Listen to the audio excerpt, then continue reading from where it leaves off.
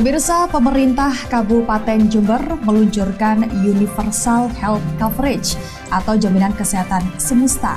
Dengan adanya program ini, masyarakat Jember diklaim dapat melakukan pengobatan secara gratis di seluruh rumah sakit per 1 April 2025. Kemudian program UHC ini dapat dijalankan usai 98% penduduk yang ada di Kabupaten Jember ini terdaftar sebagai peserta BPJS Kesehatan.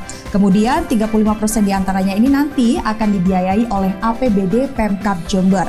Capaian kepesertaan inilah yang nantinya bisa mencakup biaya pengobatan dalam program UHC di Kabupaten Jember. Lalu, apakah masyarakat Jember akan benar-benar mendapatkan pelayanan pengobatan gratis di seluruh rumah sakit yang ada?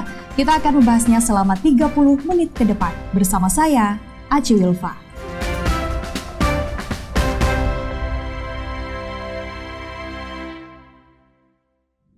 Pemirsa, untuk membahas terkait bagaimana nantinya UHC ini akan berdampak kepada masyarakat Jember, sudah hadir bersama saya 3 narasumber yang luar biasa di studio kami.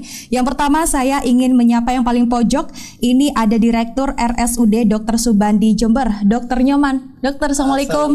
Apa kabar Baik, hari ini? Sehat. Dok, sebelumnya terima kasih sudah berkenan hadir Sami-sami di acara kami. Kemudian di samping Dr. Nyoman, ini juga ada anggota Komisi D DPRD Jember, Gus Birbik. Gus, apa kabar hari ini, Gus? Alhamdulillah baik, sehat. Semangat, Gus? Sangat semangat. Gus juga terima kasih sudah berkenan hadir dalam program kita kali ini. Dan yang paling cantik juga nih pemirsa, ada anggota TP3D, anggota tim pengarah percepatan pembangunan daerah Kabupaten Jember, Dr. Ulfa. Dokter, apa kabar hari ini? Baik. Sehat? Alhamdulillah. Semangat juga, dokter?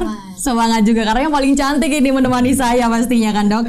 Baik, Bapak Ibu, ini cukup menarik tema kita hari ini, UHC di Kabupaten Jember yang nantinya akan berdampak kepada seluruh masyarakat yang ada di Kabupaten Jember. Saya terlebih dahulu ingin kepada Dr. Nyoman. Dok, apa benar ini per 1 April 2025 ini sejak diluncurkan program UHC prioritas, seluruh masyarakat Jember ini apakah sudah bisa berobat secara gratis? Dr. Nyoman, silakan. Izin untuk menjawabnya, saya kira benar berita yang jenengan sampaikan. Jadi begini ya, UHC ini adalah bentuk integral dari program nasional JKN. Kebetulan saya berada di Rumah Sakit Subandi. Kita dalam waktu 1 April sampai sekarang untuk dari program UHC ini mencapai 60% dari kasus yang datang, penderita yang datang atau masyarakat yang datang ke rumah sakit. Dan ini mampu meningkatkan kunjungan di rumah sakit ataupun rawat inap dari yang sebelumnya tempat tidur kepakai 58% sampai hari ini mencapai 95%, luar biasa. Hampir 100%. 95% hari ini ya. Padahal standar nasional kita maksimal tempat tidur itu kepakai maksimal 85%. Maksimal. Artinya, jauh di atas artinya. Ya. Artinya rumah sakit sangat bahagia sekali. Senang sekali dengan program ini, kunjungan masyarakat makin banyak dan masyarakat pun juga senang. Kita memberikan pelayanan betul gratis, kita memberikan kepada kelompok masyarakat mampu dan tidak mampu, terutama yaitu pelayanan kelas 3 yang kita akan berikan kepada masyarakat ini. Artinya memang benar ya, Dok ya, per 1 April saya memberikan kepastian untuk itu. Dari yang awalnya ada 58%, ini meningkat hingga 95%. Ya, luar biasa. Luar biasa. Kemudian dokter, ini untuk rumah sakit apakah benar? Ini kan infonya di seluruh Indonesia. Ya. Apakah itu benar? Seperti apa klarifikasinya? Karena ini program UHC yang ada di Jember ini menyempurnakan pelayanan untuk kelompok kurang mampu, tidak mampu terutama terhadap program jaminan kesehatan nasional. Ya. Jadi program nasional memayungi daripada program UHC ini. Artinya apa? Kalau ada kasus masyarakat dari Jember yang kebetulan mengalami kecelakaan di Semarang, begitu, dan hanya punya KTP di sana, beliau bisa kontak pengurus atau petugas yang untuk melengkapi hal itu, dan dalam hari itu juga akan selesai kartu BPJS-nya dan boleh diberikan pelayanan, tidak perlu menunggu sampai 14 hari karena bentuk konvensionalnya sebelumnya itu kalau daftar itu tidak langsung jadi, tidak bisa dipakai langsung. Tapi saat ini bisa langsung jadi dan pelayanan bisa langsung diberikan. Artinya Dok, apakah program ini juga terintegrasi Dengan? antara lokal hingga ke nasional? Ya itu yang tadi saya sampaikan sebuah awal, UHC ini adalah menyempurnakan program Nasional. yang di launching di tingkat nasional sejak 2014 mungkin ya. Nah saat ini lebih disempurnakan. Menyempurnakan itu, dan saya kira aturan yang diikutin adalah regulasi BPJS tingkat nasional. Ya. Jadi nggak ada yang berlawanan dengan program nasional. Pasti rumah sakit lain, puskesmas lain di kabupaten, provinsi yang lain menjalankan program jaminan kesehatan nasional. Gimana bisa menolaknya? Ya. Rasanya kecil sekali. Ya.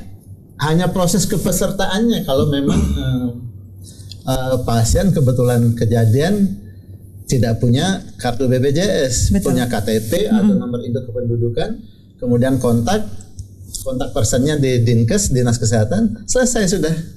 Saya kira demikian, Mbak Jida. Baik, artinya ini memang sudah dikonfirmasi oleh Dr. Nyoman sendiri untuk UHC di Kabupaten Jember per 1 April sudah dijalankan. Sangat dijamin kepastiannya. Kepastiannya. Oke.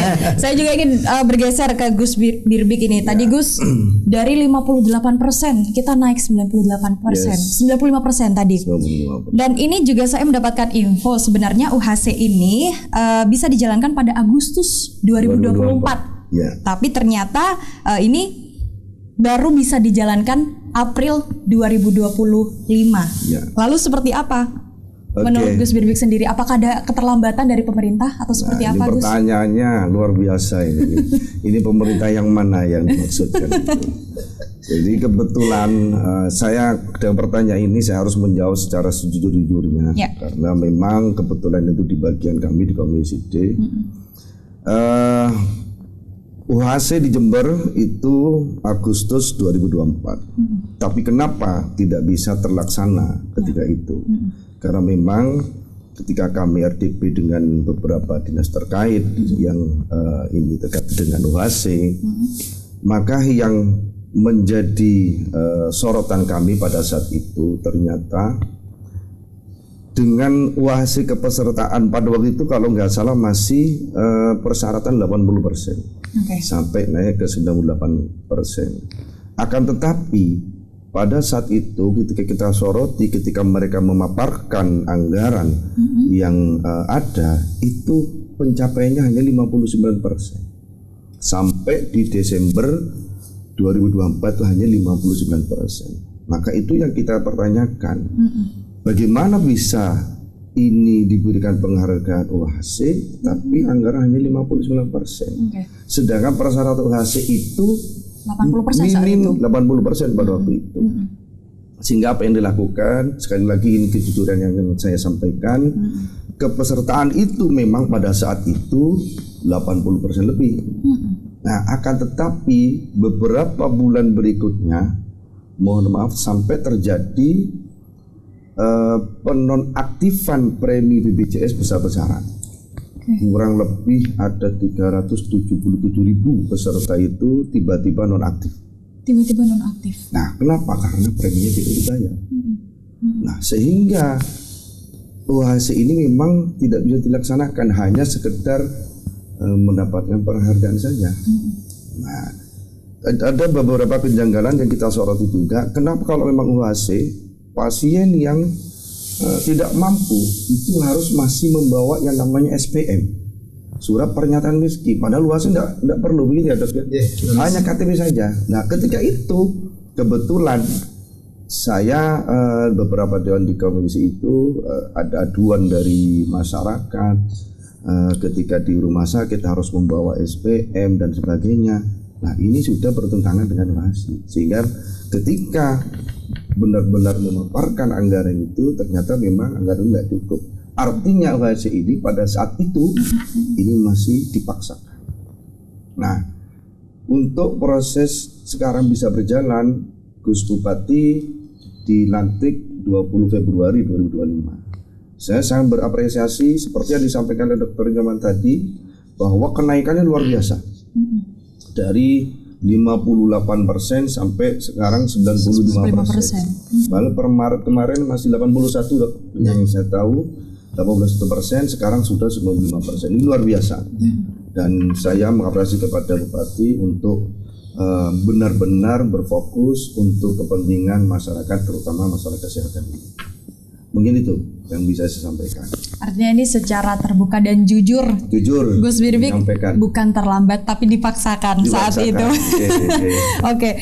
Saya juga ingin bergeser ke Dr. Ulfa. Dokter, ini kabarnya ternyata ini Dr. Ulfa ini menjadi salah satu yang merekomendasikan kepada Gus Bupati adanya program UHC ini untuk segera dilaksanakan di Kabupaten Jember. Sebenarnya, dokter, apakah program ini aman untuk APBD kita?